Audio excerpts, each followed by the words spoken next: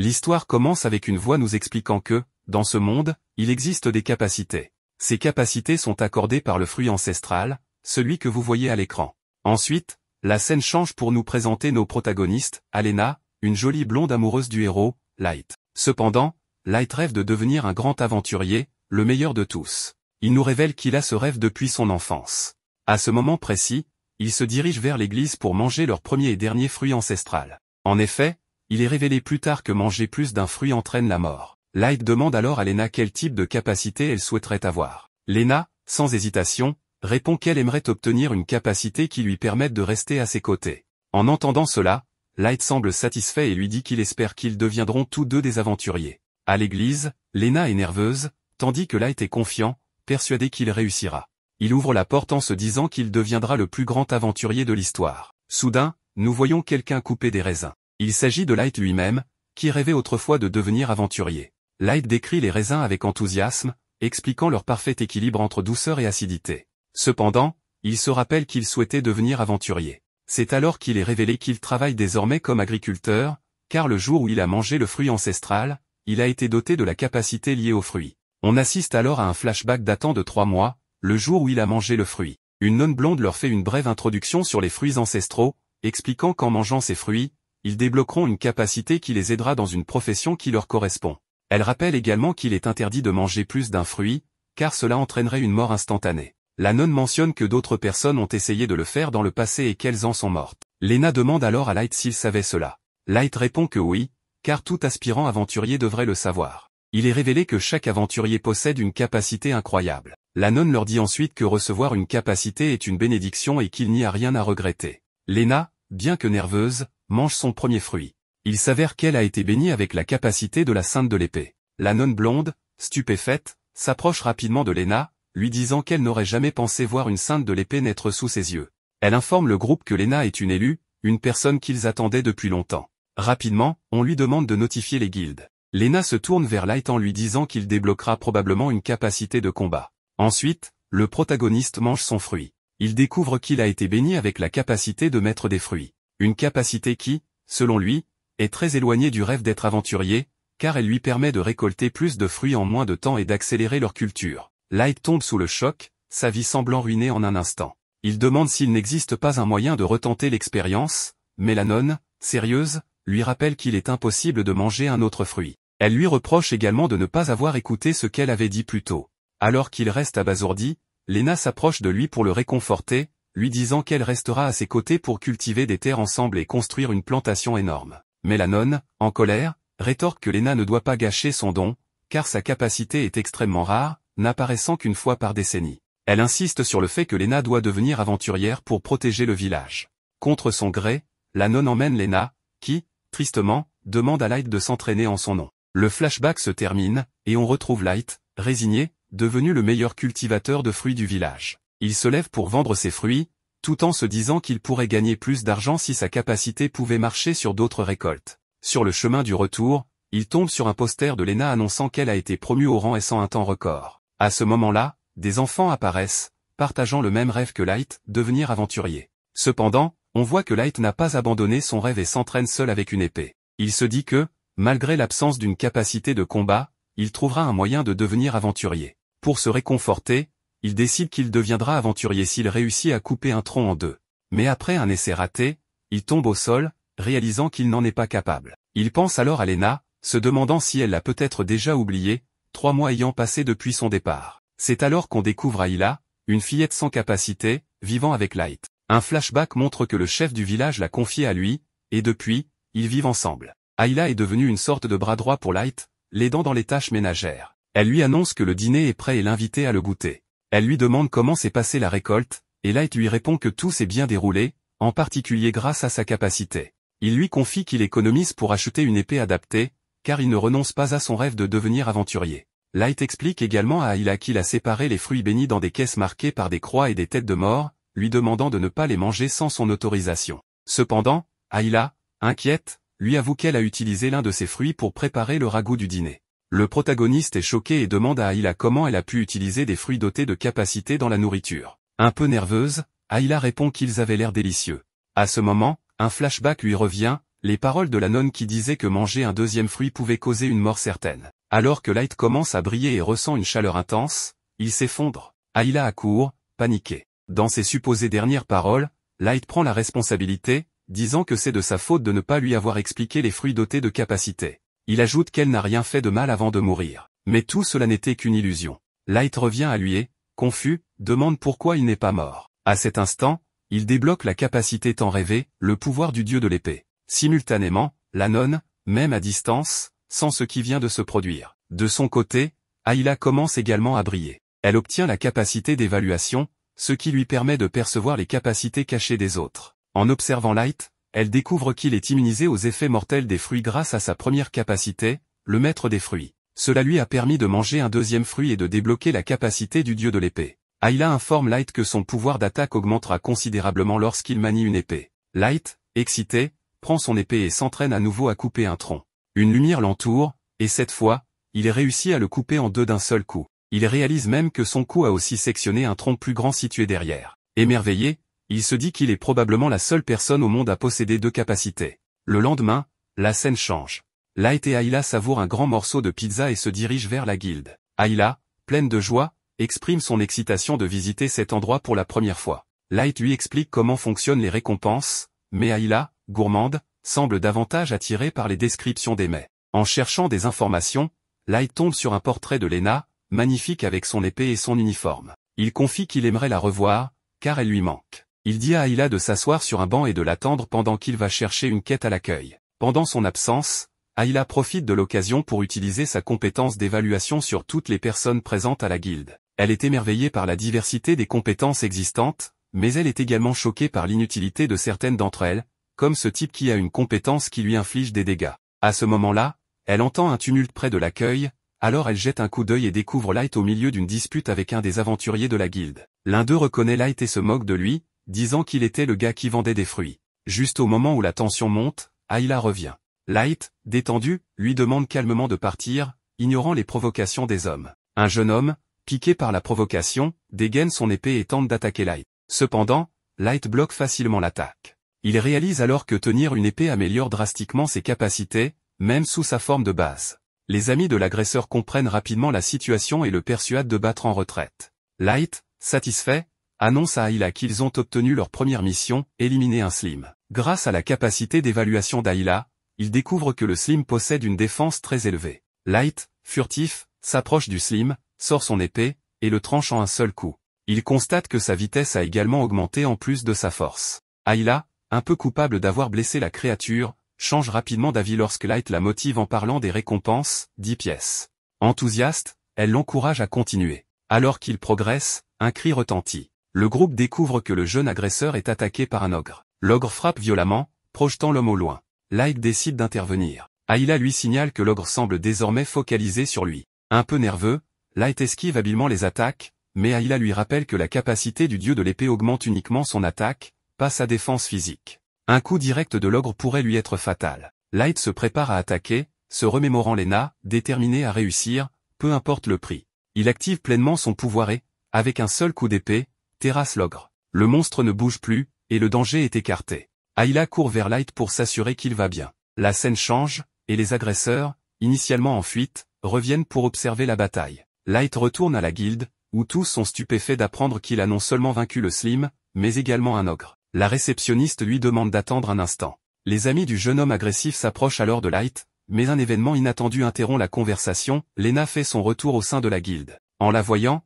Light bondit à travers la foule pour la rejoindre. Cependant, Lena déclare qu'il la confond avec quelqu'un d'autre. Light, choqué, reste figé. Light est dévasté et ne peut pas croire que Lena l'ait oublié après seulement 3 mois. Il reste là, bouche bée. Ayla, ne comprenant pas ce qui ne va pas, essaie de lui remonter le moral en lui proposant d'aller manger une pizza ensemble. Elle insiste, mais Light reste déprimé, alors Ayla le menace de manger toute la pizza si elle n'arrive pas à le secouer. Light a dépensé beaucoup d'argent pour cette pizza, alors, malgré sa tristesse concernant Lena, il ne peut pas se permettre de la gaspiller. Cependant, il mange si vite qu'il finit par s'étouffer, mais heureusement, quelqu'un lui tend un verre d'eau. En levant les yeux pour remercier la personne, il découvre, à sa grande surprise, que c'est Lena.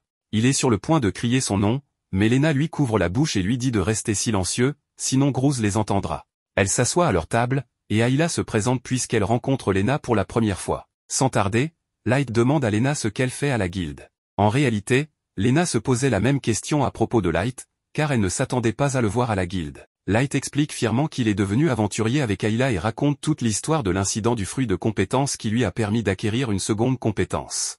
Lena semble sincèrement heureuse pour lui, car cela signifie qu'il peut enfin réaliser son rêve. Light demande alors à Lena comment se passe son temps avec le groupe de rang S, Sacred. Mais à en juger par son expression, cela ne semble pas très agréable. Elle explique qu'elle est essentiellement forcée de combattre avec un groupe de personnes sélectionnées par la Sainte Sœur. Bien que la paix soit excellente, l'atmosphère est plus toxique que du monoxyde de carbone. Elle conseille donc à Light de rester loin de Sacred s'il veut profiter de sa vie d'aventurier. Light, perplexe, ne comprend pas ce qui cloche avec Sacred, car il en a entendu beaucoup de bien. Lena raconte alors un incident survenu 2 mois plus tôt, lorsqu'ils ont affronté un serpent géant. Les serpents étant faibles au feu, Groose a ordonné au mage de l'attaquer, mais ce dernier a été trop zélé et a également incendié une ferme voisine. Quand Lena a voulu signaler l'incendie pour l'éteindre, Groose n'en avait rien à faire, considérant que leur mission était accomplie une fois le serpent tué. La Sainte Sœur, informée de l'incident, s'en préoccupait encore moins, disant que seule leur gloire en tant que héros comptait. Lena ne révèle pas directement à Light les idéaux tordus de son équipe, mais il devine qu'elle est malheureuse. Il lui propose alors de se joindre à lui et à Ayla, mais elle refuse, disant qu'elle ne peut pas quitter Sacred à cause de certaines circonstances. Même si elle affirme que tout va bien, Light remarque ses larmes et sait que quelque chose ne va pas. Lena, ne voulant pas l'impliquer dans ses problèmes, quitte la table. Plus tard, Light se rend au comptoir pour récupérer sa récompense pour avoir tué l'ogre et reçoit 10 000 pièces d'or, une somme qu'il n'avait jamais vue auparavant. Cependant, il ne peut pas se réjouir, étant préoccupé par Lena. Ayla suggère alors qu'il parle directement à Groose, le chef du groupe Sacred, dont la porte du salon est ouverte. Dans le salon, Groose se vante de ses exploits devant 2 dames, racontant notamment comment il a terrassé un grizzly maléfique. La réceptionniste entre pour l'informer qu'un village a porté plainte contre lui. Ils affirment que l'attaque de feu utilisée par Sacred a asséché leur réservoir d'eau. Groose balaie la plainte en prétextant que les dommages collatéraux sont inévitables. En réalité, il prend plaisir à causer des problèmes aux faibles, qu'il considère comme insignifiants. Light, ayant tout entendu, est furieux. Il exige que Groose libère Lena de Sacred, voyant qu'elle souffre, mais Groose ne le prend pas au sérieux et appelle la sécurité pour expulser Light du salon. Ayla se précipite aux côtés de Light pour lui demander s'il va bien, et Light répond qu'il n'a rien de grave. Cependant, les autres aventuriers avertissent Light qu'il ne faut pas provoquer Groose. Même s'il est exécrable, l'énervé reviendrait à s'attirer les foudres de la Sainte Sœur. Et si elle a une dent contre vous, vous pouvez dire adieu à votre carrière d'aventurier. Le lendemain, tous les membres de Sacred se réunissent dans le salon, où ils savourent leur grandeur autoproclamée. Lena, cependant, repense à ce que Light lui a dit à propos de quitter Sacred si cela la rendait si malheureuse. Elle finit par rassembler son courage et déclare à tout le monde qu'elle souhaite vivre selon son propre code moral en tant qu'aventurière, raison pour laquelle elle quitte Sacred immédiatement. Alors qu'elle s'apprête à partir, Groose se précipite devant elle et menace de la tuer pour avoir osé le défier. Lena est sur le point de dégainer son épée pour se défendre, mais elle réalise qu'avec sa compétence de sainte épéiste, il lui serait toujours impossible de vaincre Groose en combat singulier. Elle est donc contrainte de se soumettre et retire sa main de son arme. Groose lui assène une gifle qui la projette au sol, puis commence un discours moralisateur à moitié convaincant sur la nécessité de persévérer pour le bien des gens que leur groupe sauvera à l'avenir. Il affirme qu'elle devra persévérer jusqu'au jour où elle mourra au combat. Ce même jour, le groupe Sacred est sur le point de quitter la ville, et Lena s'est résignée à une vie d'asservissement sous les ordres de Groose. Cependant, alors qu'ils s'apprêtent à partir, leur chemin est bloqué par Light. Groose lui demande pourquoi il se tient en travers de leur chemin. Light déclare alors qu'il est venu chercher son ami. Il dit à Lena qu'Ayla et lui prévoit de chasser des monstres et qu'ils aimeraient qu'elle les accompagne. Après tout, ils ont fait une promesse, devenir aventuriers ensemble, et il a l'intention de tenir cette promesse. Lena se souvient de cette promesse et aimerait suivre Light, mais elle n'a pas la force de s'opposer à Groose. Elle demande donc à Light de la laisser tranquille avant qu'il ne se blesse. Groose, voyant que Lena rejette l'offre de Light, tente de le faire partir, mais Light refuse d'abandonner. À la place, il déclare vouloir un duel avec Groose pour obtenir la liberté de Lena. Groose refuse d'abord, affirmant qu'il n'a aucune raison de combattre un inconnu. Mais Light le provoque en insinuant qu'il a peur de perdre contre un simple inconnu. Ne pouvant tolérer un tel affront public, Groose accepte finalement le duel, prévoyant de faire de Light un exemple. Il impose cependant une condition, si Light perd, il sera banni de la guilde des aventuriers pour toujours et ne pourra plus jamais remettre les pieds en ville. Light accepte ces conditions, mais Lena tente de le dissuader, car elle pense qu'il ne peut pas gagner un duel à l'épée contre Groose.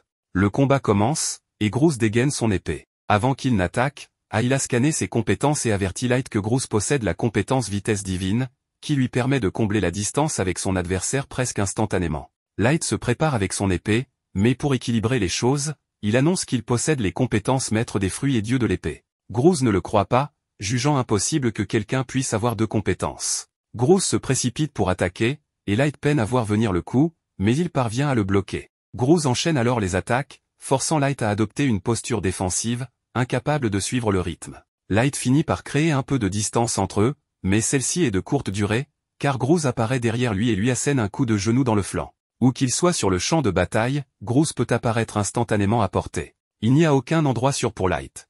Light reconnaît que Groose est incroyablement fort, mais il refuse d'abandonner et charge à nouveau. Malheureusement, Groose esquive son attaque et, profitant du déséquilibre de Light, détruit son épée. Avec son arme détruite, Light semble en mauvaise posture. Pourtant, Groose, magnanime, propose d'épargner Light si Lena jure de lui être loyale pour le reste de sa vie. Mais Light assure à Lena qu'elle n'a pas à s'inquiéter, car il trouvera un moyen de gagner. Face à la foi que Lena place en lui, Light refuse de céder. Ne trouvant pas d'arme, il emprunte un balai à un spectateur pour continuer le combat. Groose pense que Light se moque de lui, et il n'a pas tout à fait tort, car Light aurait facilement pu emprunter l'épée de Lena. Pourtant, Light est pleinement convaincu qu'il peut vaincre Groose avec ce balai. Il commence alors à visualiser le balai comme une épée et se prépare aux attaques de Groose. Jusqu'à présent, Light était en difficulté parce qu'il se concentrait trop sur les mouvements de Groose. Cependant, grâce à sa compétence de dieu de l'épée, il possède des réflexes incroyables. Cette fois, il décide de se laisser guider par son instinct et d'attaquer au bon moment. Avec cette nouvelle stratégie, le corps de Light réagit automatiquement dès que Groose se trouve à portée. Il utilise alors le balai pour frapper Groose au visage si fort qu'il est projeté contre un mur de briques. Groose s'effondre, inconscient, et Light est officiellement déclaré vainqueur du duel. Pour bien marquer son point, Light se tourne vers les autres membres de sa crède et les avertit, s'ils osent s'en prendre à Lena à nouveau, ils devront affronter sa colère. Il se retourne ensuite vers Lena et lui annonce qu'elle est enfin libre. Une fois encore, il l'invitait à rejoindre son équipe, et Lena accepte avec joie. Une semaine s'est écoulée depuis le duel entre Light et Groose, et peu de choses ont changé. Light continue de faire pousser ses fruits, son activité principale, mais il est désormais accompagné de Lena, ce qui le rend beaucoup plus heureux. Lena a préparé le déjeuner pour tout le monde, et pendant qu'il mange, elle interroge Light sur les blessures qu'il a subies en affrontant Groose. Light lui assure qu'il se sent très bien maintenant et qu'il peut enfin partir en mission avec elle. Cela aurait normalement été un rêve devenu réalité pour Light, mais un problème persiste. De temps en temps, Lena reçoit la visite d'un émissaire envoyé par la Sainte Sœur. Depuis une semaine, ces émissaires tentent de convaincre Lena de rencontrer la Sainte Sœur pour discuter de sa décision de quitter sa crède. Lena refuse catégoriquement, affirmant qu'il n'y a rien à discuter et que rien ne pourra lui faire changer d'avis. Malheureusement, en raison de la rancune de la Sainte Sœur à leur égard, Lena et Light sont désormais ciblés. Quand ils se rendent à la guilde pour choisir une quête, ils ne se voient proposer que les pires missions, comme tuer des rats dans les égouts. Ces tâches paient très peu, et leurs finances deviennent difficiles. Pourtant, Lena ne semble pas contrariée. Cela lui permet d'aider directement les gens en reconstruisant des maisons détruites, en nettoyant les égouts ou en retrouvant des chats disparus. À la fin de la journée, ils n'ont gagné que 100 pièces, à peine de quoi acheter 3 pizzas. Mais même avec un salaire aussi bas, Lena est beaucoup plus heureuse maintenant qu'elle peut véritablement rendre les gens heureux. De son côté, Light s'amuse plus que jamais. Pendant ce temps, dans la cathédrale de la Sainte Sœur, celle-ci informe son assistant qu'elle prévoit de confier à l'équipe de Lena une vraie mission très bientôt. Cependant, cette mission est de rang S, l'un des niveaux les plus difficiles. Il est possible qu'elle espère secrètement que Light y trouve la mort. Light, Ayla et Lena, heureux, ils se rendent à la guilde des aventuriers pour s'inscrire officiellement à la mission de rang S, impatients d'avoir enfin l'opportunité de prouver leur valeur, même si les intentions de la Sainte Sœur derrière cette tâche sont malveillantes. Le réceptionniste de la guilde leur demande s'ils sont vraiment sûrs de vouloir s'engager et s'ils seront capables de gérer une telle mission. Light répond en affirmant que leur équipe est assez forte pour relever ce défi. Le réceptionniste le remercie pour son courage et lui conseille d'agir rapidement, car chaque minute compte. Lena interroge le réceptionniste sur les détails de la mission, notamment le type de monstre qu'ils devront affronter, mais celui-ci avoue ne rien savoir à ce sujet. Il explique que, il y a 2 mois, une équipe d'aventuriers s'était rendue dans la vallée obscure pour effectuer un recensement des monstres, mais n'était jamais revenue, disparaissant complètement. Pour les retrouver, d'autres équipes d'aventuriers avaient été envoyées, mais elles aussi avaient disparu, l'une après l'autre. Au total, 18 aventuriers de rang AB ont disparu en 2 mois, ce qui fait hésiter Light, qui ne s'attendait pas à une mission aussi imprévisible et effrayante. En consultant la liste des aventuriers disparus, Lena reconnaît certains d'entre eux comme ses anciens mentors, ceux qui lui ont tout appris lorsqu'elle a commencé sa carrière d'aventurière dans cette ville. Personne ne sait ce qui se passe dans cette région, et la seule information connue est que tous les aventuriers disparus se sont rendus dans l'ancien manoir du comte de Mont. Le manoir, qui semble hanté, a été construit il y a 30 ans par un homme ayant fait fortune en tant qu'aventurier. Cependant, aucun document n'indique quelles compétences il possédait. Lorsque le comte est décédé il y a quelques années, le manoir a été laissé à l'abandon. Le réceptionniste informe de nouveau le groupe de Light sur les conditions de la quête, ils doivent retrouver tous les aventuriers disparus et déterminer la cause de leur disparition. En apprenant tout cela, Lena est convaincue que la Sainte Sœur leur a attribué cette mission pour les faire disparaître à leur tour. Elle demande au réceptionniste pourquoi la guilde proposerait une telle quête, qui n'est même pas adaptée aux aventuriers de rang B, et encore moins à des novices comme Light et Ayla. Le réceptionniste est d'accord avec Lena, mais explique qu'il ne peut rien y faire, car cette mission a été imposée par les supérieurs. Lena envisage alors de se retirer, mais Light a d'autres plans, il est intrigué par l'idée de se rendre dans cette vallée mystérieuse et encore plus par celle d'explorer le fameux manoir hanté. Avant de les laisser partir, le réceptionniste leur demande s'ils comptent emmener la petite fille avec eux. Light répond que la fillette est fiable et possède la compétence d'évaluation. Avec les procédures officielles terminées, le groupe se met en route. Une fois sur les lieux, ne voyant pas de chemin visible pour atteindre le manoir, le groupe emprunte un sentier de montagne étroit. En s'approchant, Light se demande comment un simple aventurier a pu gagner assez d'argent pour construire un tel château. Chacun commence à partager ses rêves sur ce qu'il ferait avec une grande fortune. Trop excité, Ayla trébuche accidentellement et tombe du bord, entraînant Light et Lena avec elle. Grâce à sa vivacité d'esprit, Light ralentit leur chute en manipulant la pression de l'air avec son épée, leur permettant d'atterrir sur leurs pieds. Mais à peine ont-ils touché le sol qu'ils se retrouvent entourés de monstres effrayants. En observant de plus près, Light réalise qu'il s'agit de versions zombifiées des aventuriers disparus. Ayla utilise sa compétence d'évaluation et découvre que ces créatures sont des morts-vivants porteurs d'une malédiction capable de transformer tout être vivant en mort-vivant par une simple morsure. Elle détermine également que ces morts-vivants conservent les compétences qu'ils possédaient de leurs vivants, rendant le combat encore plus périlleux.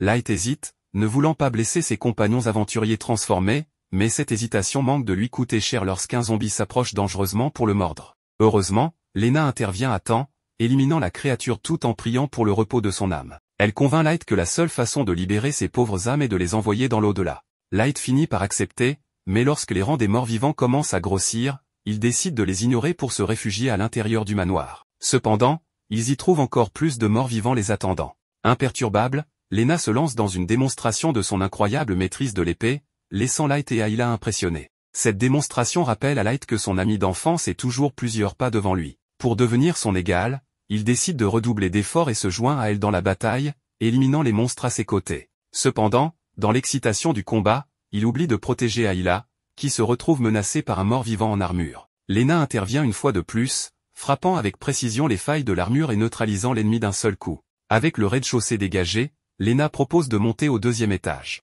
Mais avant cela, Light se demande pourquoi il y a tant de morts-vivants alors que seulement 18 aventuriers ont été portés disparus. Lena conclut que d'autres morts-vivants sauvages se sont probablement mélangés aux aventuriers zombifiés. Déterminé à percer le mystère, ils montent au deuxième étage et découvrent un immense tableau représentant le défunt comte. Alors qu'ils avancent, une mystérieuse femme aux cheveux étrangement longs danse dans l'ombre, attendant leur arrivée. En traversant un passage sinistre, ils sont attaqués par des zombies surgissant des ténèbres, compliquant leur défense. Light remarque que certains zombies semblent agir de manière autonome. Ayla utilise sa compétence d'évaluation et découvre que les zombies sont contrôlés, probablement par un maître. En examinant les environs, Light remarque des fils de toile d'araignée menant à un couloir sombre. Ayla confirme que ces fils transmettent de la magie aux zombies. Comprenant que le maître des zombies se trouve probablement au bout du couloir, ils décident de foncer. Ils arrivent devant une grande portée, en l'ouvrant, découvrent une pièce vide. Lena leur apprend qu'il s'agit d'une salle de bal. Pendant que Light s'égare dans des pensées absurdes sur le sport, la maîtresse des zombies, la femme dansante, se dévoile. Elle les accueille en affirmant qu'elle les attendait depuis longtemps.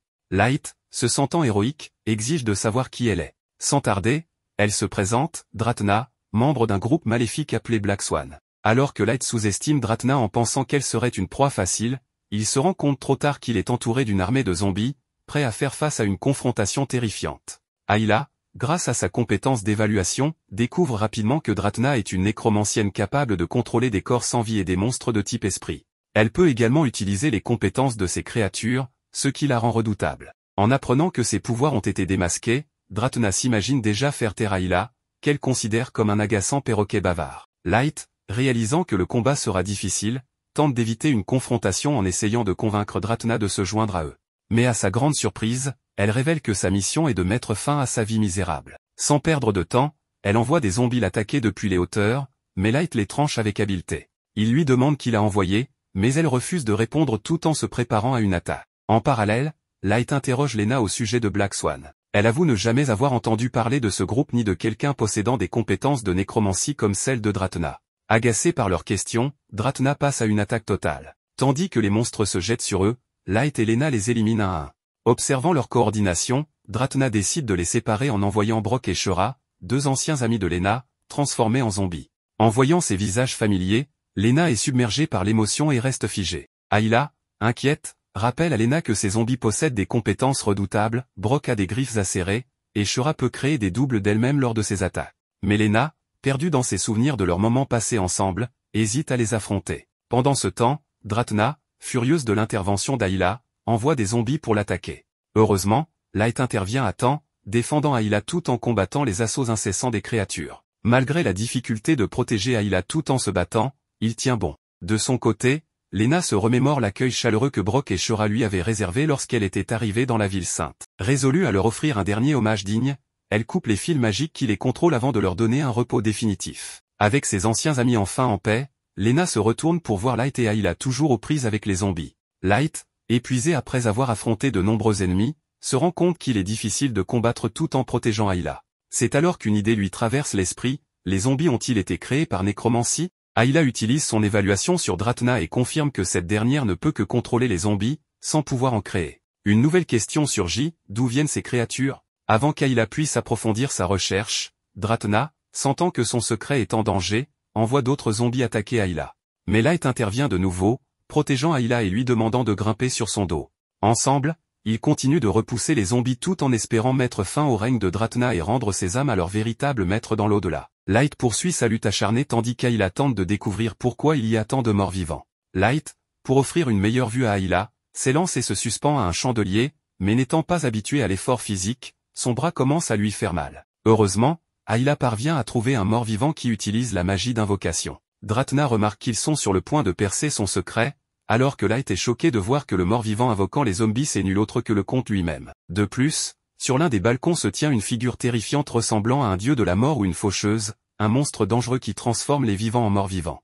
La créature attaque Light, mais il parvient à esquiver, sachant que tout contact avec sa boue ou sa faux le condamnerait à devenir un mort-vivant. Les garçons pensent que Dratna contrôle la faucheuse, mais elle révèle que c'est en réalité le comte qui l'a invoqué. Cependant, il est finalement devenu un mort-vivant à cause de son propre monstre. Light comprend alors que les disparitions ont commencé parce que le comte invoquait la faucheuse. Tous les aventuriers venus sur place ont rencontré une fin tragique face à elle. Troublé, Light se demande pourquoi un aventurier aussi accompli que le comte aurait invoqué un tel monstre. Dratna lui explique que Light est naïf, cherchant toujours à voir le bon côté des choses. Elle lui demande s'il connaît les compétences tabous, précisant que leur possession entraîne le rejet et la haine des autres. L'invocation, compétence du comte, est l'une de ses aptitudes tabous. D'abord traité en héros grâce à son pouvoir, le comte a commencé à susciter la méfiance lorsqu'il a invoqué des monstres puissants. Les gens ont alors imaginé qu'il pourrait un jour se retourner contre eux, ce qui a conduit le peuple et le gouvernement à le craindre et à l'accuser à tort de trahison.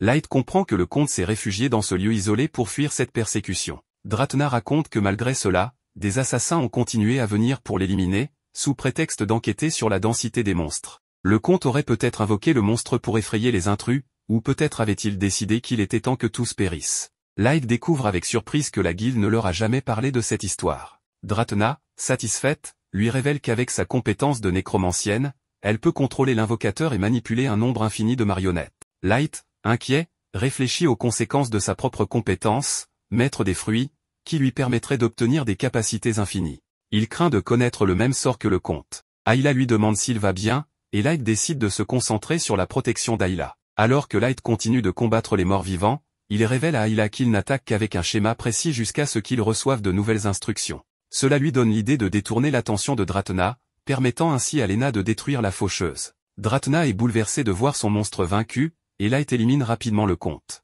Avant de disparaître, ce dernier confie qu'il déteste les compétences et avertit Light qu'il subira le même sort. Mais Light refuse de finir comme lui. Dratna, déterminé, utilise les restes du comte pour invoquer un nouveau monstre avant sa disparition complète. Les garçons ressentent un immense pouvoir en cours d'invocation, et tous les morts vivants présents disparaissent. Devant eux apparaît un énorme dragon squelettique. Dratna est stupéfaite de voir que le monstre qu'elle a invoqué est bien plus grand et puissant qu'elle ne l'avait imaginé. Cependant, elle réalise qu'elle n'a aucun contrôle sur lui. Lena, quant à elle, ignorait l'existence des dragons maléfiques ou pensait qu'ils n'étaient que des légendes. Tout ce qu'elle sait, c'est qu'ils représentent des cibles d'un niveau si élevé que même les aventuriers de rang S ne s'en approchent pas.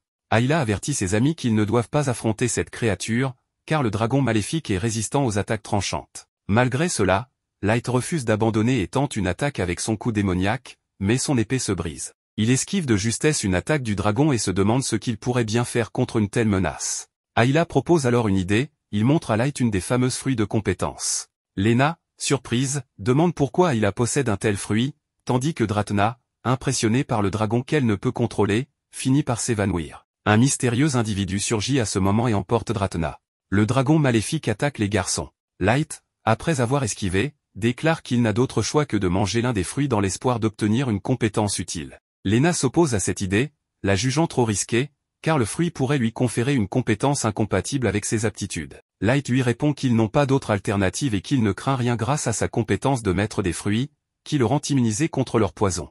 En mangeant le fruit, il ressent une sensation inquiétante. Pendant que Lena bloque les attaques du dragon, Ayla évalue la nouvelle compétence de Light et lui annonce qu'il a obtenu une résistance aux insectes. Light, sarcastique, demande si, par hasard, les dragons pourraient être considérés comme des insectes. Le dragon continue de les attaquer, et Lena protège autant qu'elle peut le groupe. Light, désespéré, demande à Ayla 2 fruits supplémentaires. Bien qu'Ayla soit terrifiée par les possibles effets sur le corps de Light, il n'a pas le temps d'hésiter. Light mange les 2 fruits. Ayla l'évalue à nouveau et, ironiquement, l'envie pour une compétence appelée charmeur de chat, bien qu'elle soit inutile dans la situation actuelle. En revanche, sa deuxième compétence augmente la durabilité des armes, mais cela arrive trop tard, son épée étant déjà brisée. Soudain, le corps de Light commence à brûler, car les effets secondaires des fruits doublent lorsqu'ils sont consommés en excès. Ayla avertit Light qu'il ne pourra plus bouger s'il continue ainsi. Pendant ce temps, la lame de Lena se brise également. Elle se sent impuissante, car ses attaques n'ont aucun effet sur le dragon.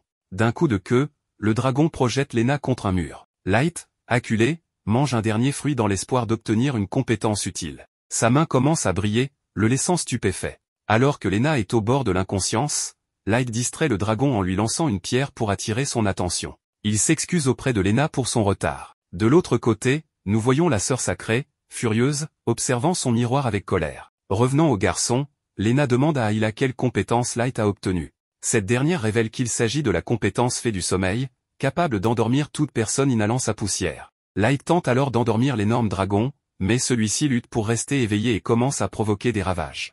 Ayla informe Light que le dragon dissipe la poussière avant qu'elle ne l'atteigne. En apercevant la pointe de son épée sur le sol, Light demande à Ayla jusqu'à quelle distance la poussière de sommeil peut s'éloigner de lui. Elle répond que la limite est de 3 mètres. Avec cette information, Light saisit la pointe de son épée et la lance au plafond, provoquant son effondrement. Il utilise les débris comme impulsion pour s'approcher du dragon. Désormais suffisamment proche, le dragon ne peut plus éviter la poussière de sommeil et finit par s'endormir. Enfin, Light rejoint Lena et Ayla et leur annonce qu'il est temps de quitter cet endroit.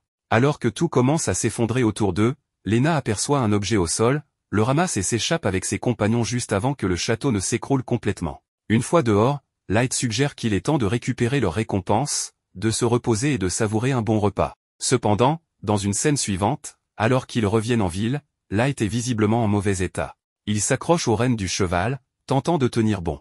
Un peu plus tard, ils atteignent enfin la ville. Lena demande aux gardes d'ouvrir les portes, et Light en profite pour remercier Ayla, reconnaissant que sans elle, il n'aurait pas réussi. Il s'apprête également à féliciter Lena, mais s'effondre avant d'y parvenir, provoquant l'inquiétude des 2 filles. Pendant ce temps, dans le sanctuaire de la sœur sacrée, on découvre que c'est elle qui avait envoyé Dratna pour éliminer Light. Elle interroge l'associé de Dratna sur ce qu'il pense du maître des fruits. Celui-ci répond qu'il a été surpris de voir Light vaincre le dragon maléfique, mais qu'il estime que Light ne représente pas une menace pour Black Swan. Après son départ, la sœur sacrée admet qu'elle ne s'attendait pas à ce que Light soit si puissant. Elle se demande si cela provient du pouvoir de la prieuré ou de quelque chose d'encore plus spécial. En ce moment, notre groupe passe une journée très paisible à la maison, et la petite Ayla est en train de s'occuper du champ, pendant que Lena prend une bonne douche. Peu après, on peut voir les 2 filles dans la cuisine, contentes de pouvoir se débrouiller seules sans l'aide de Light. Alors qu'elles se réjouissent, soudain, le protagoniste fait une entrée fracassante dans la cuisine disant qu'il va bien. Mais les filles l'emmènent immédiatement se reposer, car il doit récupérer autant que possible. Rappelons qu'il a mangé 4 fruits d'un coup, ce qui a évidemment eu des conséquences. Pour l'instant, qu'il le veuille ou non, il doit rester alité. Bien sûr, on lui a préparé un repas excellent pour l'aider à se remettre. Alors qu'elles attendent que Light se repose, les deux filles sont convoquées par la guilde des aventuriers pour donner des détails sur le dragon maléfique. Elles doivent donc s'absenter un moment. À leur arrivée, la réceptionniste leur annonce que dans 1 heure, Lena devra se présenter en salle d'audience. Oui, dans 1 heure seulement. Et pour ne rien arranger, Ayla ne pourra pas l'accompagner, car elle n'est pas enregistrée comme aventurière. Sans trop de complications, la blonde décide de l'inscrire sur le champ. Bien entendu, les critiques et commentaires ne tardent pas à fuser. Même Ayla se sent un peu mal à l'aise, pensant qu'elle n'a pas du tout sa place ici. Mais Lena balaie ses inquiétudes en lui affirmant qu'elle possède une capacité très utile et qu'elle est incroyablement intelligente. Lena comprend que, vu son âge, Ayla puisse se soucier de son image. Alors, elle décide de l'emmener faire du shopping et, bien sûr, elle lui paiera tout. Après avoir dégusté de bonnes glaces, elles explorent plusieurs boutiques et finissent par en trouver une qui les intrigue. Lena hésite sur ce qu'elle pourrait contenir, mais Ayla entre sans se poser de questions. Pourtant, la blonde insiste sur le fait qu'elle devrait plutôt aller dans une boutique moins suspecte. De manière inattendue, Ayla remarque une pierre qui ne semble avoir rien de spécial, mais affirme qu'il s'agit en réalité d'un diamant brut. Et oui, messieurs dames, Ayla est aussi capable d'évaluer des objets. Le vendeur lui-même doute que ce soit un diamant, car il semble terne et personne ne l'a jamais acheté. Pourtant, Lena décide de l'acheter immédiatement. Elle se dirige ensuite vers une boutique de vêtements. Cependant, en arrivant, la vendeuse suppose que c'est Lena qui cherche une nouvelle tenue et commence à lui faire essayer plusieurs pièces sans même lui demander son avis. Finalement, Lena explique qu'elle n'a pas besoin de nouveaux vêtements, car la vraie cliente est Ayla. La vendeuse lui propose un ensemble, mais Ayla refuse, préférant quelque chose qui lui donne l'air d'une véritable aventurière, comme Lena. Après un long moment, les filles peuvent enfin se rendre à la salle d'audience de la guilde. Ayla arbore désormais une toute nouvelle tenue. Pendant ce temps, notre protagoniste ne peut pas passer la journée entière à dormir. Il commence donc à faire de l'exercice, mais la fée du sommeil le réprimande, estimant qu'il devrait plutôt se reposer pour récupérer. Lui, de son côté, a du mal à accepter que tout le monde félicite Lena et Ayla pour avoir vaincu le dragon maléfique. Ce n'est pas qu'il soit jaloux ou quoi que ce soit, mais il aimerait lui aussi recevoir des éloges. Cela semble inévitable, le protagoniste veut se rendre à la guilde. En chemin, la réceptionniste avoue être rassurée de voir Lena ici, car ils ont besoin de recueillir le maximum d'informations sur le dragon. Lena répond qu'elle les aidera autant que possible, mais dans son esprit, elle nous confie qu'elle ne compte pas simplement donner des informations et partir comme si de rien n'était. Elle a accepté cette invitation pour découvrir d'où vient Dratna. Il est évident que quelqu'un lui a ordonné d'éliminer tout le groupe, et la guilde des aventuriers savait aussi qu'ils allaient à la demeure du comte. Il est donc fort probable que les gros bonnets qui les ont engagés soient impliqués dans toute cette affaire. En ce moment, leurs armes sont en train d'être confisquées, mais Lena prévoit de mentionner à la fois Dratna et Black Swan pour observer la réaction de ces types. Finalement, ils peuvent entrer dans la salle d'audience, où les membres des 4 bureaux les attendent. La réceptionniste explique que la guilde est le cœur de la cité sainte et qu'elle se compose de 4 bureaux, chacun dirigé par l'un des chefs présents à cette réunion. En résumé, ils sont face aux figures les plus puissantes de la guilde. L'une d'eux, nommée Chapeau Fleuri, est la chef des recherches, chargée d'étudier les monstres et leur densité. Ensuite, il y a Barbe Tigre, le chef de la sécurité, responsable du maintien de l'ordre public. Puis, vient le Fossoyeur, le chef des finances, qui gère les récompenses et l'économie de la guilde. Enfin, la dernière est la chef des inspections, chargée de maintenir l'ordre au sein de la guilde. Il s'agit de la sœur sacrée. Cette dernière félicite Lena pour son excellent travail dans le manoir du comte de Monte et se dit ravie qu'elle soit saine et sauve. Ayla ne connaît pas cette femme, alors la réceptionniste lui explique qu'elle est celle qui fait régner l'ordre dans toute la guilde, pratiquement la personne la plus importante et influente du lieu. Cette révélation excite Ayla, qui décide immédiatement d'utiliser sa capacité d'évaluation sur la nonne, mais quelque chose l'intrigue. Cependant, la sœur sacrée souhaite que Lena commence à parler du dragon maléfique. Lena, avant toute chose, exprime une question. Dans le manoir qu'on leur a demandé d'inspecter, une femme du nom de Dratna, appartenant à Black Swan, les a attaqués. C'est pourquoi elle aimerait savoir si l'un des présents a la moindre information sur cette femme ou sur le groupe Black Swan. La nonne répond qu'elle a vu de nombreux aventuriers, mais que ces noms ne lui disent rien. Les autres chefs non plus n'ont aucune idée à ce sujet. La sœur sacrée enchaîne alors en disant que la priorité actuelle est de savoir où se trouve le dragon maléfique. Lena vient de remarquer que cette femme a littéralement esquivé sa question. La nonne insiste sur le fait qu'ils doivent retrouver le dragon et prendre les mesures nécessaires pour l'éliminer. Elle se tourne vers la chef des recherches, qui explique avoir envoyé un oiseau en reconnaissance, mais que le dragon n'est plus au manoir. Si seulement ils avaient une partie de son corps, ils pourraient peut-être en suivre la trace grâce à son pouvoir magique. Lena leur demande alors d'observer ce qu'elle tient dans ses mains. Il s'agit d'un objet qu'elle a ramassé en quittant le manoir, et Ayla précise qu'il s'agit d'une écaille du dragon. La sœur sacrée n'a pas l'air d'apprécier cette révélation, mais la chef des recherches, elle, est fascinée. Elle n'en a jamais vu auparavant et sait qu'avec cette écaille, ils pourront retrouver le dragon maléfique. Cependant, Lena déclare qu'elle ne leur donnera l'écaille que s'ils lui permettent de consulter tous les rapports en lien avec Dratna. Les chefs sont stupéfaits qu'elle ose leur imposer une condition, mais la jeune femme aux cheveux verts ne voit aucun problème à cela. Après tout, l'écaille est désormais leur priorité absolue. Tous les autres approuvent son raisonnement, mais la sœur sacrée l'avertit, avoir accès à ces documents ne garantit pas qu'elle y trouvera ce qu'elle cherche.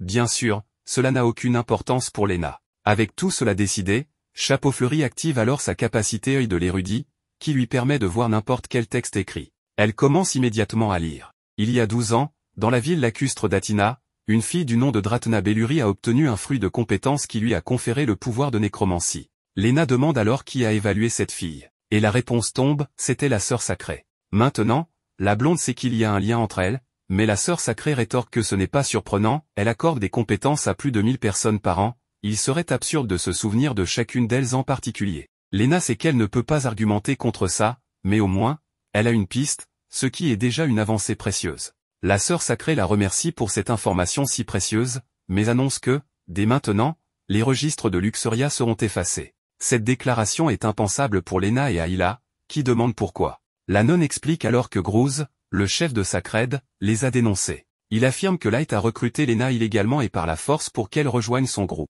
Les personnes présentes ont du mal à croire que le protagoniste ait pu faire une telle chose. Lena, elle, voit la situation comme extrêmement difficile à surmonter. Mais soudain, regardez qui arrive, Light lui-même, tout souriant, attendant des félicitations. Il remarque vite que l'ambiance est tendue. La sœur sacrée lui annonce que les registres de son groupe vont être effacés pour avoir enfreint les règles de la guilde. Light ne comprend pas pourquoi elle fait cela, mais après l'explication de la réceptionniste, il répond que cela ne le dérange pas. Après tout, enregistrés ou non comme aventuriers, ils resteront toujours Luxuria. La sœur sacrée trouve sa réaction amusante, mais après réflexion, elle change soudainement d'avis. Elle leur accorde une chance de se racheter, ils devront chasser un monstre de rang S. S'ils réussissent, elle oubliera l'effacement des registres du groupe. Lena ne comprend pas pourquoi elle a soudainement changé d'opinion, mais la nonne explique qu'elle a été émue par la détermination du protagoniste, rien de plus. Elle demande alors s'ils acceptent la mission ou non. Lena supplie Light de bien réfléchir avant de prendre une décision. Mais le héros accepte sans hésitation. Il est excité à l'idée de chasser un monstre aussi puissant, d'être payé pour cela et, surtout, de gagner en popularité. Lena lui crie dessus, c'est évidemment un piège. Mais Light s'en moque. Il a juré de devenir un aventurier légendaire, et s'il n'est pas capable de surmonter cet obstacle, il n'y arrivera jamais. Affronter quelqu'un de puissant ne l'effraie pas. Si cet adversaire se dresse sur son chemin, il le combattra, peu importe ce qu'il en coûte. Un peu plus tard, ils reçoivent la fiche de mission. Lena supplie encore une fois Light de rester sur ses gardes, cette femme prépare clairement quelque chose de dangereux. Ayla, quant à elle, confie que, malgré tous ses efforts, elle n'a pas réussi à évaluer la sœur sacrée. C'est une première pour elle. La blonde trouve cela très étrange et se demande si un mécanisme empêche intentionnellement Ayla de l'évaluer. Quoi qu'il en soit, ils doivent maintenant se préparer pour la mission. Soudain, le fossoyeur, le chef des finances, surgit et informe Light que les armes ne sont pas autorisées ici. Il devra donc payer une amende. Mais bien sûr, Light trouve un moyen de s'en sortir, il ne porte pas une arme complète, seulement un fragment d'épée, inutile en l'état. Le chef des finances se laisse convaincre et le laisse passer pour cette fois. Mais il lui rappelle une chose, puisque son épée est un prêt de la guilde, il devra payer une lourde amende plus tard. Peu après, la réceptionniste s'étonne de voir Light revenir une fois de plus avec son équipement cassé. Elle l'avertit que s'il abîme encore une arme, la guilde ne lui en prêtera plus et il devra partir en mission avec une épée brisée, à moins d'en obtenir une nouvelle par lui-même. Light comprend qu'il est temps pour lui de se forger sa propre lame. La réceptionniste lui conseille alors de consulter un spécialiste qui pourra lui fabriquer une arme sur mesure, lui permettant ainsi d'exploiter pleinement son potentiel. Désormais, le protagoniste s'apprête à commander sa propre épée. Lena, de son côté, annonce qu'elle va se rendre à Athina pour enquêter sur Dratna, car la fabrication d'une épée prend au minimum quelques jours. Ils se retrouveront après cela pour commencer la mission. Le protagoniste rencontre des difficultés dans l'atelier pour fabriquer son épée, car on lui fait savoir que la majorité du district soutient la sœur sacrée. Ainsi, personne n'est disposé à l'aider. L'homme demande alors à Light de trouver une solution, persuadé qu'il doit bien exister une alternative. C'est ainsi que l'homme lui recommande l'atelier Bolst, tenu par un forgeron légendaire, ce qui enthousiasme énormément le protagoniste. Pendant ce temps, Lena poursuit son voyage et se demande comment vont Light et Ayla. Sur sa route, bien qu'il ne soit pas encore arrivé à l'atelier mentionné, il assiste soudainement à une poursuite. 3 individus traquent une femme pour des intentions peu louables. Bien sûr, Light intervient avant que la situation ne s'aggrave. Il n'a besoin que d'un seul coup pour faire fuir ces lâches. La femme, qui se présente sous le nom de Monica, le remercie pour son aide. Après les présentations, elle les invite à boire du thé chez elle, mais Light décline l'invitation, expliquant qu'ils doivent se rendre à l'atelier Bolst. À sa grande surprise, Monica leur révèle qu'il s'agit de son atelier. Le protagoniste suppose qu'elle est une simple apprentie, mais Monica leur montre l'atelier et explique qu'elle gère tout toute seule. Elle les accueille donc dans l'atelier de la forgeronne Monica Bolst.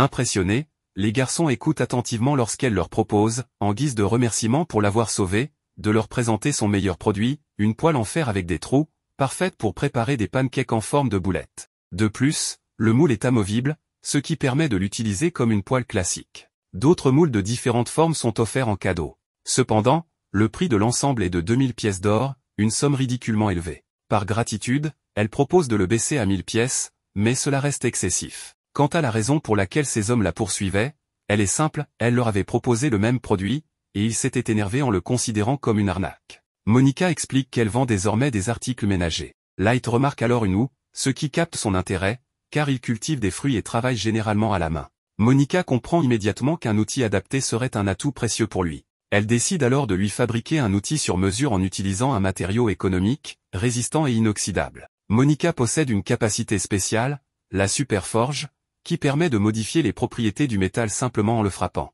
Grâce à cette compétence extraordinaire, elle ajuste la dureté et d'autres caractéristiques du métal en le martelant. Après un travail minutieux, l'outil de Light est prêt, une paire de ciseaux conçus pour récolter plus rapidement. Le protagoniste est impressionné par leur prise en main parfaite, car ils ont été fabriqués sur mesure. Monica lui demande de tester leur efficacité en coupant un morceau de bois, ce qui semble absurde pour Light, car des ciseaux ne sont pas faits pour couper du bois. Cependant, il est stupéfait en constatant la puissance de la coupe, alors qu'il n'a exercé qu'une légère pression. Cette démonstration est fascinante, mais avant que Monica ne lui impose un prix exorbitant, Light lui demande de lui forger une épée, car c'est la raison pour laquelle il est venu. Malheureusement, Monica refuse catégoriquement. Light se demande alors si elle soutient elle aussi la sœur sacrée, mais elle lui répond que ce n'est pas la raison. En réalité, elle déteste les armes et refuse d'en fabriquer. Elle lui propose de lui confectionner n'importe quel autre objet, mais pas une épée. Light, cependant, n'a besoin de rien d'autre et insiste. Monica comprend, mais elle trouve cela regrettable, car elle comptait surtout lui vendre sa poêle. Elle explique qu'elle doit prouver sa valeur en tant qu'artisane, même si elle ne fabrique pas d'armes. Pourtant, le protagoniste a entendu dire que des armes étaient produites ici, ce qui le laisse perplexe. Monica clarifie alors la situation, il doit s'agir de l'autre atelier Bolst, situé juste en face. Dans cet autre atelier, les artisans sont débordés et peinent à accomplir 20% des commandes hebdomadaires. C'est alors que Monica intervient et demande à son père, qui n'est autre que le propriétaire de cet atelier, de fabriquer une épée pour Light. Cependant, son père refuse d'obéir à sa fille, estimant que les articles ménagers qu'elle produit sont des futilités. Monica, de son côté, est en désaccord avec son père, qu'elle accuse de forger des armes pour des marchands louches et des individus mal intentionnés. Le conflit entre Monica et son père ne semble pas près de s'arranger, et elle décide finalement de partir. Le protagoniste demande alors à Ivar, le grand forgeron, s'il peut lui fabriquer une épée, mais celui-ci refuse, expliquant qu'il a déjà trop de commandes. Déçu, le héros reste néanmoins déterminé à convaincre Monica de lui forger son arme. C'est alors qu'apparaît Cain, un apprenti d'Ivar. Il reconnaît Light et se souvient de son combat contre Gruz avec une simple balai, ce qui lui vaut son admiration. Light rit en expliquant que c'est précisément à cause de cela qu'il a été rejeté par les partisans de la sœur sacrée.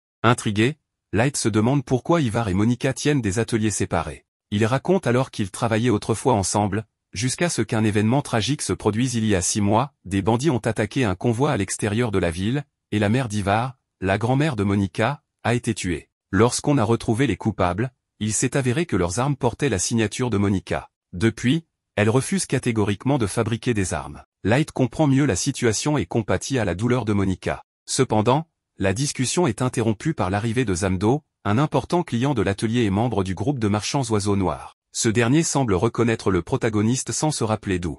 Ivar intervient et demande à Zamdo ce qu'il veut. Celui-ci annonce un énorme contrat, il compte acheter des armes chaque semaine pendant 1 an. Cain trouve cette demande insensée, car l'atelier a déjà du mal à honorer les commandes actuelles. Mais Zamdo menace d'utiliser Monica pour forger des armes bon marché et de haute qualité, en exploitant son don exceptionnel. Il ajoute qu'il n'hésitera pas à recourir à la force pour la contraindre. Devant cette menace, Ivar n'a d'autre choix que d'accepter l'accord. Cain explique ensuite à Light que le groupe Oiseau Noir exerce une pression constante sur Ivar, et que s'il refuse d'obtempérer, Monica en subira les conséquences. Ivar supplie Light de ne rien dire à sa fille, car il veut la préserver de cette sombre réalité. Plus tard dans la soirée, Light et Ayla rendent visite à Monica, mais pas pour lui parler d'épée. Il l'invite à manger une pizza, et bien qu'étonnée, elle accepte, décidant même de payer l'addition pour exprimer sa gratitude envers Light, qui lui a sauvé la vie. Pendant ce temps, Zamdo rencontre la sœur sacrée, qui lui ordonne d'accélérer la production d'armes. Il lui assure que ce ne sera pas un problème et mentionne qu'il a aperçu Light dans le quartier des artisans.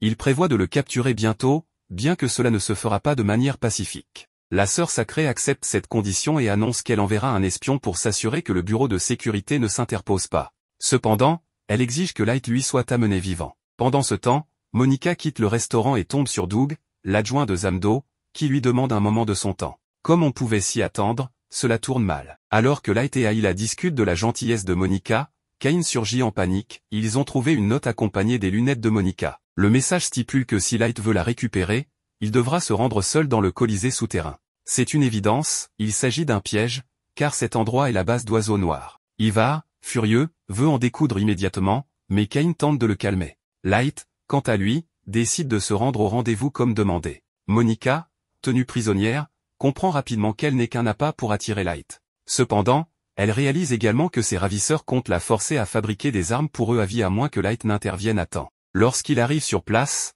les bandits libèrent un énorme taureau pour l'attaquer, et tous les hommes se jettent sur lui pour l'empêcher de riposter. Mais Light en a assez. Il invoque alors Morphée, qui endort tout le monde en un instant. Monica, complètement déconcertée, ne comprend pas ce qui vient de se passer. Light n'a pas le temps de lui expliquer, l'important, c'est qu'elle est sauvée. Elle lui doit désormais une nouvelle dette. De retour à l'atelier, tout le monde est soulagé de les voir sains et saufs, bien que Monica dorme encore à cause du pollen féerique. Elle se réveillera bientôt, mais en attendant, Light décide de la laisser se reposer. Ivar remercie sincèrement le protagoniste d'avoir sauvé sa fille, avouant à quel point il était inquiet pour elle. Light, humblement, lui répond que ce n'était rien et qu'il est toujours prêt à aider. Après tout ce qui s'est passé, Zamdo pense que ces hommes ont pu capturer le protagoniste, mais il est rapidement surpris de voir que ce n'est pas du tout le cas. Pendant ce temps, Light est avec Ival et promet maintenant de couper toute relation avec Oiseau Noir, même si cela signifie ne plus gagner d'argent pendant un certain temps. Monica lui demande s'il va arrêter de fabriquer des armes, mais il lui répond que non,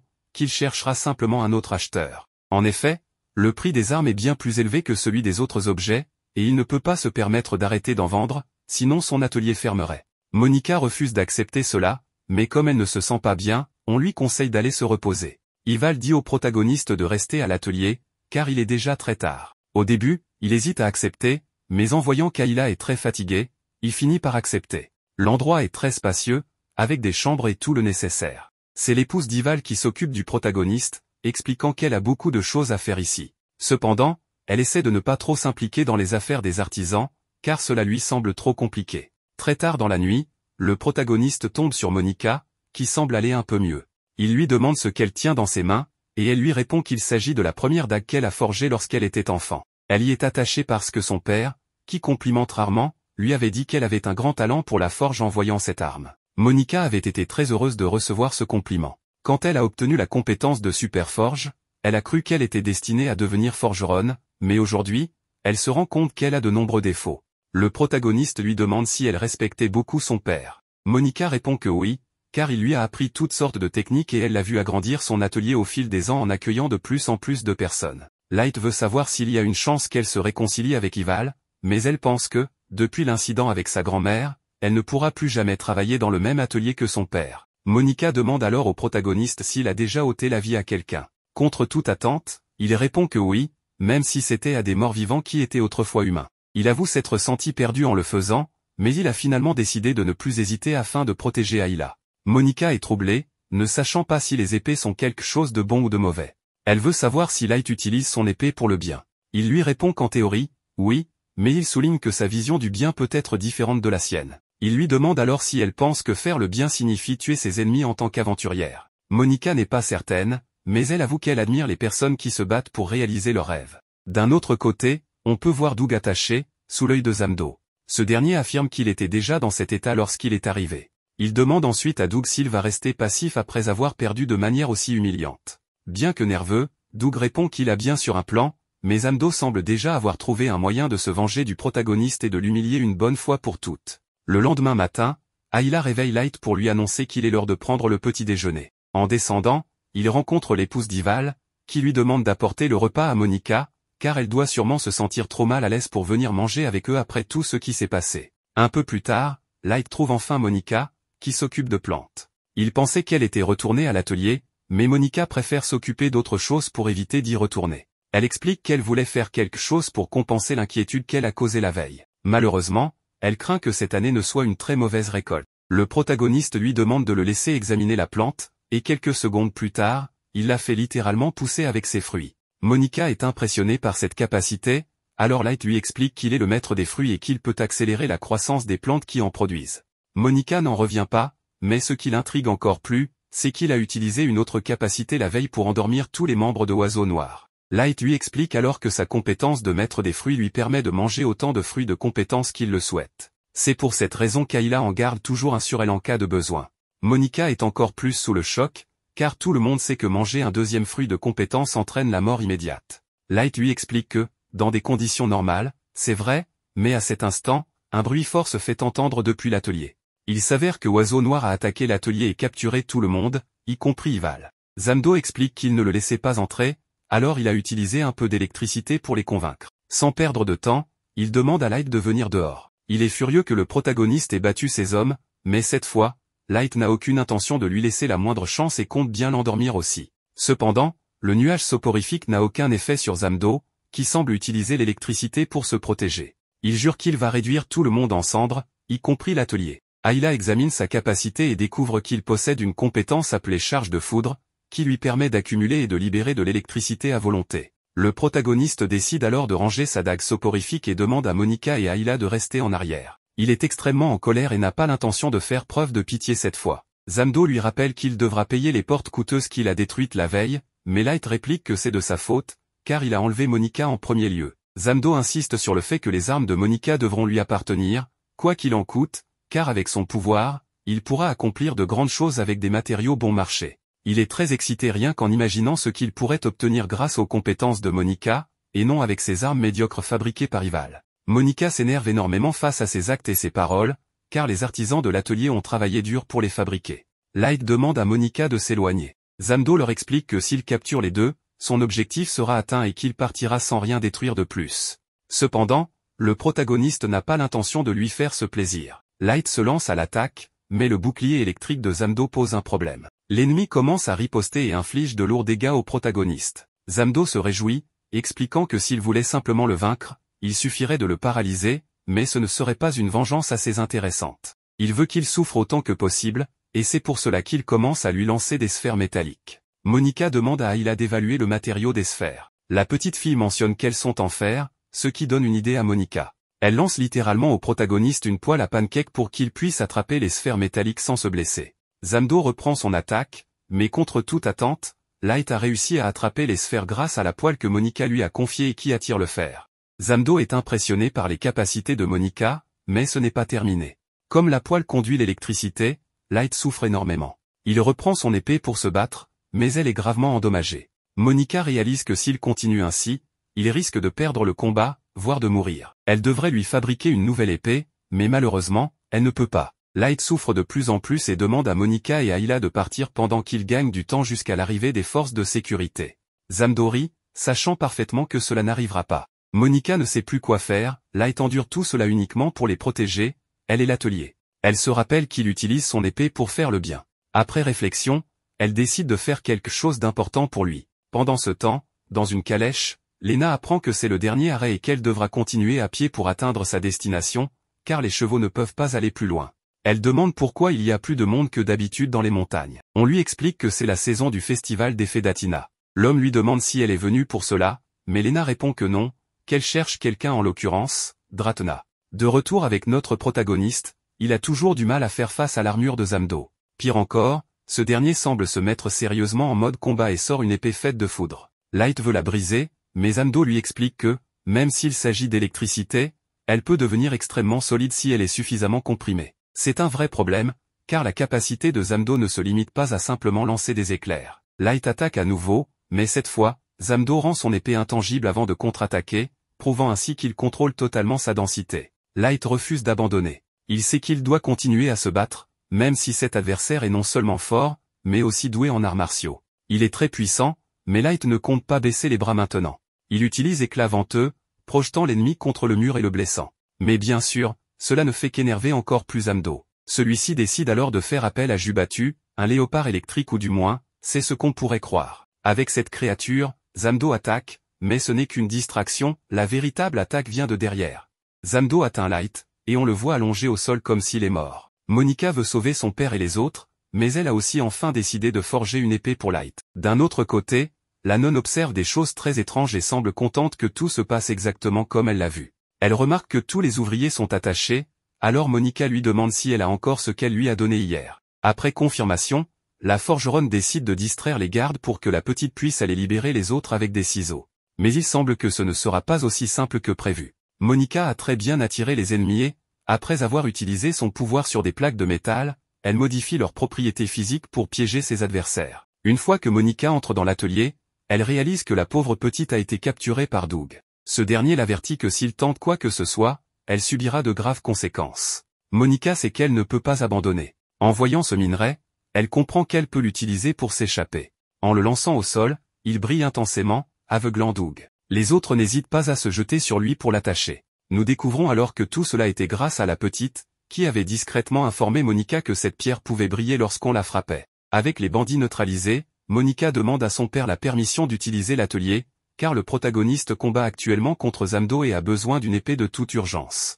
Son père accepte et lui dit qu'il peut accélérer le travail grâce à son aide, car il possède la compétence de travail rapide. C'est une excellente nouvelle, car l'urgence est à son comble. Cependant, la situation devient de plus en plus tendue, car les bandits sont juste à l'extérieur et veulent entrer coûte que coûte. Ival décide de barricader l'endroit pour montrer à ces criminels de quoi sont capables les forgerons et pour gagner un maximum de temps. À partir de ce moment, tout le monde se met au travail. Monica ne peut s'empêcher de se rappeler les moments où elle apprenait avec son père. Mais Ival lui rappelle que ce n'est pas le moment d'être nostalgique. En réalité, Monica n'a pas forgé d'épée depuis un bon moment. Elle est toujours en conflit avec les armes, mais ce dont elle est certaine, c'est qu'elle ne doutera plus jamais. Et oui, mesdames et messieurs, Monica s'y remet sérieusement après tout ce temps. Tout le monde est impressionné, non seulement par la passion qu'elle montre, mais aussi par son incroyable talent. Même Ival admet qu'elle n'est plus une simple gamine qui jouait à être forgeronne. Grâce à sa force et son habileté, elle termine enfin l'épée de Light. Comme les bandits veulent toujours entrer, Ival donne le signal pour ouvrir la porte principale et les faire valser dehors. Le problème,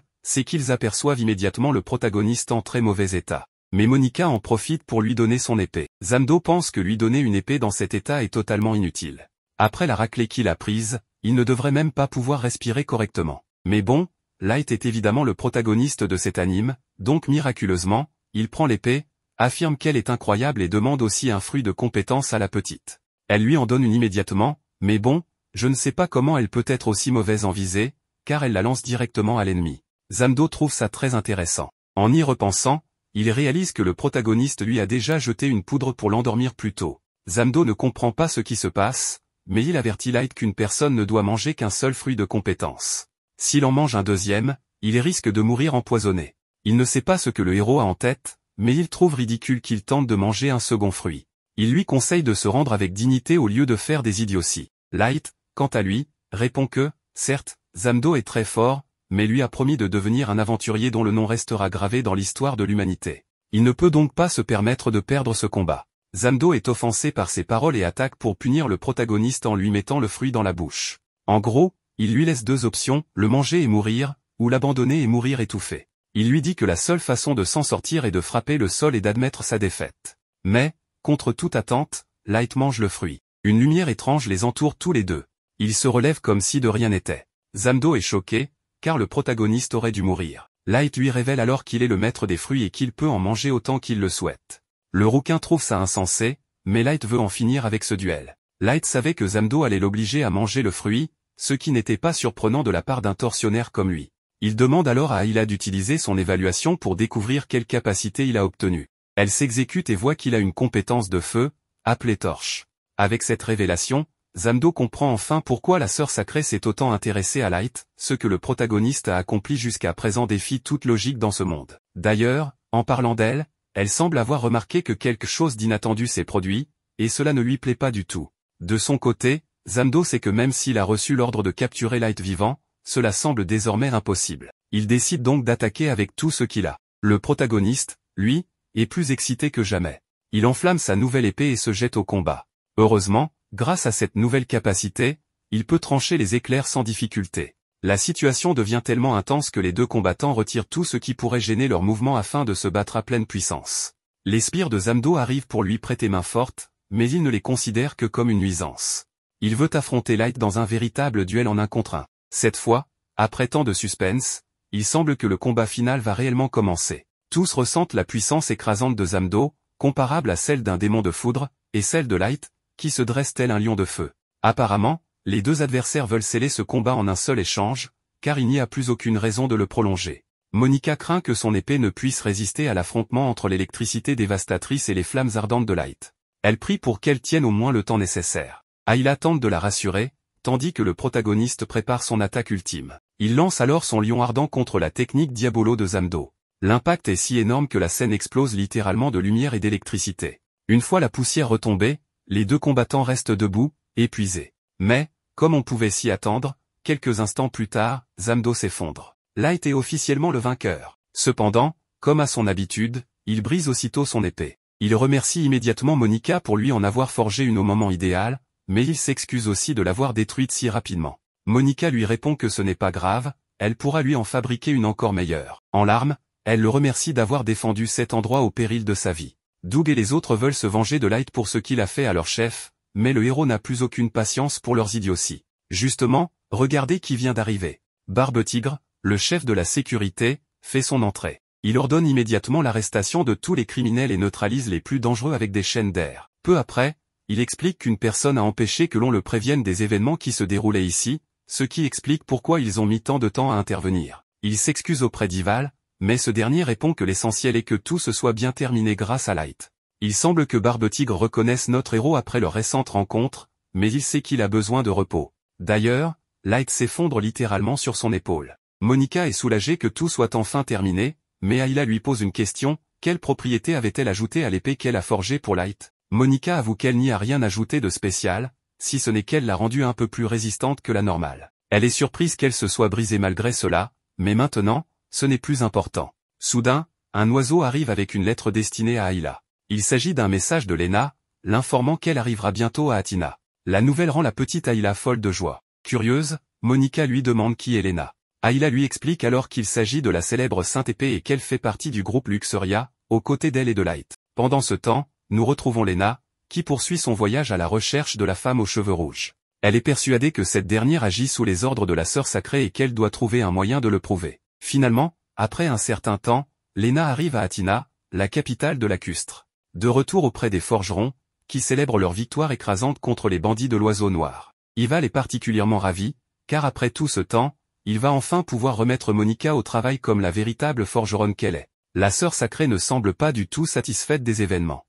Dès que Lena arrive à destination, la première chose qu'elle y est, bienvenue à Athina, la cité des fées et du lac. Un peu plus loin, elle aperçoit un homme aux oreilles pointues, tenant un luth, qui invite les passants à profiter d'un événement unique organisé une fois par an, le Festival des Fées d'Athina. Tout le monde est encouragé à célébrer jusqu'au bal des fées, qui aura lieu dans 3 jours.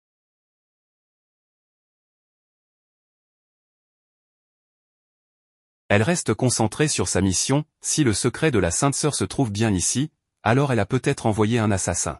Lena interroge alors un couple dans la rue au sujet de Dratna Belbury, mais leur réaction l'alerte immédiatement. Les deux semblent effrayés et commencent à suspecter un lien entre Lena et la famille Belbury. N'obtenant aucune réponse, la guerrière tente d'interroger d'autres passants, mais eux aussi sont terrorisés à l'évocation du nom Belbury. Ignorée à plusieurs reprises, Lena prend un instant pour réfléchir à la situation, jusqu'à ce qu'elle remarque un homme encapuchonné qui la fixe intensément avant de s'éloigner. Elle le prend en chasse, convaincue qu'il pourrait être l'assassin envoyé par la Sainte Sœur. Mais lorsqu'elle tourne dans l'allée où il s'est engouffré, il a déjà disparu. Soudain, des lianes surgissent du sol et l'entravent, poussant directement des doigts de cet étrange individu qui apparaît derrière elle. Lena parvient à trancher les lianes avec son épée et attaque son adversaire, qui sort à son tour une dague et contre-attaque avec une aisance arrogante.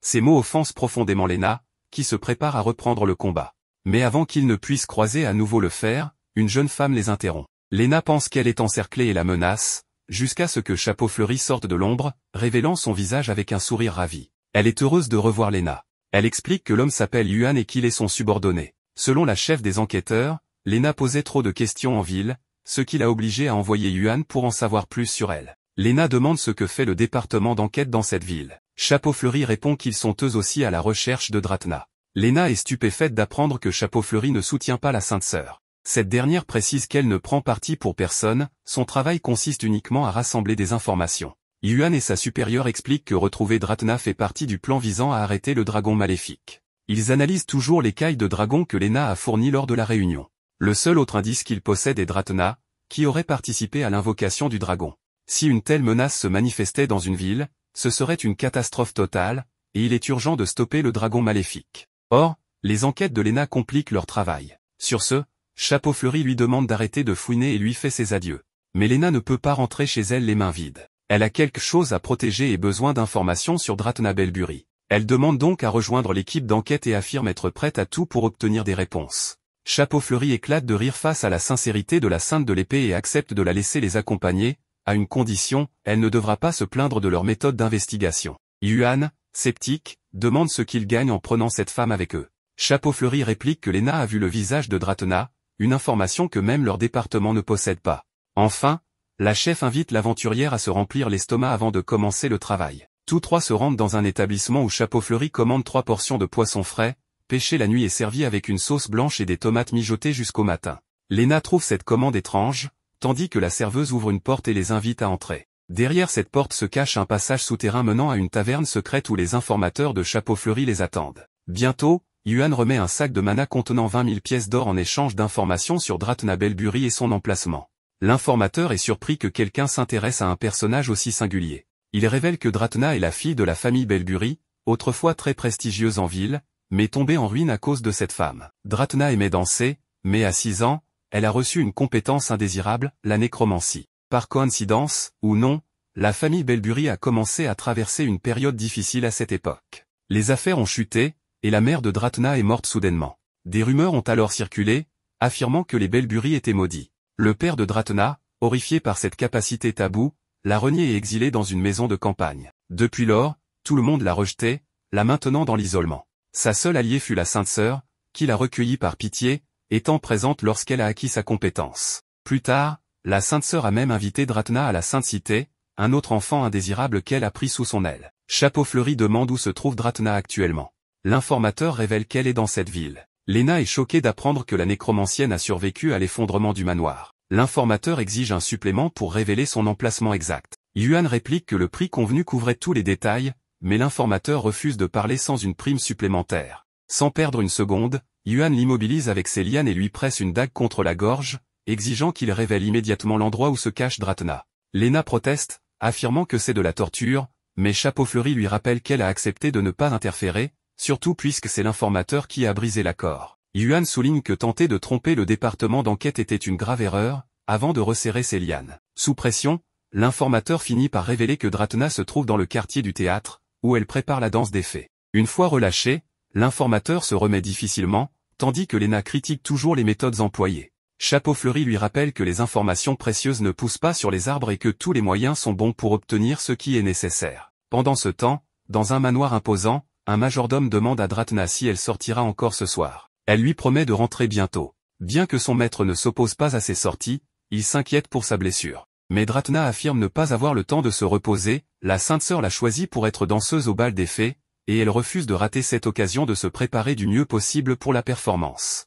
Dès leur arrivée, Yuan et Chapeau Fleuri expliquent à Lena que la danse des fées est un rituel sacré, exécuté le dernier jour du festival des fées. Cette danse remonte à 1000 ans, lorsque le roi des fées protégea ce lac contre une armée de monstres. Le rituel reconstitue cette légende et symbolise la paix, tandis que le pouvoir purificateur de la pierre des fées protège la ville des calamités chaque année. Les filles de famille respectées de la ville sont choisies comme danseuses, et une performance impressionnante peut même élever le statut d'une famille. Cette fois, Dratna a été sélectionnée. Lena s'interroge, pourquoi la nécromancienne reste-t-elle dans cette ville malgré ses souvenirs douloureux?